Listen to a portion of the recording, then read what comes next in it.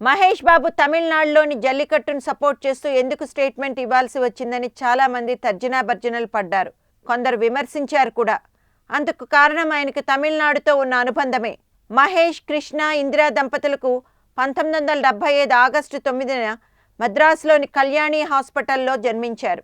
ఆయన బాల్యమంతా మద్రాసులోనే గడిచింది. పాఠశాల చదువు శాంతి పబ్లిక్ స్కూల్లోనూ, కాలేజ్ చదువు మెడ్రాస్ లయోలా కాలేజీలోనూ జరిగింది. చదువుకునేటప్పుడు తాను అగ్రహీరో కృష్ణ కుమారుడని సాటి విద్యార్థులు చాలా మందికి తెలియదు.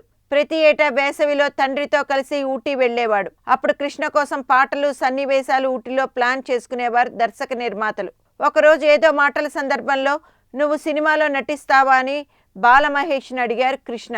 హుషారుగా నటిస్తాను అన్నాడు మహేష్. బాలనటుడుగా తొలిసారి నీడా చిత్రంలో నటించాడు మహేష్.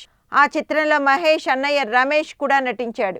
ఇక మహేష్ వరుసగా బాల పాత్రలో నటిస్తూ అందరి అభిమానాన్ని చూరగొన్నాడు. అప్పట్లో మహేష్కు క్రికెట్ అన్నా ఇష్టమే. కాలేజ్ టోర్నమెంట్లో పాల్గొన్నాడు కూడా. ఒక్కడులో కబడ్డీ ఆటగాడుగా నటించిన మహేష్ ఎప్పుడూ ఆ ఆట ఆడలేదు. ఆ సినిమా కోసం 2 రోజులు ప్రాక్టీస్ చేశాడు అంతే.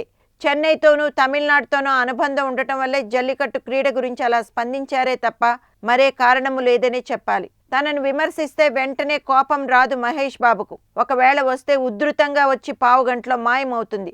ఆ సమయంలో ఆయన ఎవరితోనూ మాట్లాడకుండా మౌనంగా ఉండిపోతారు.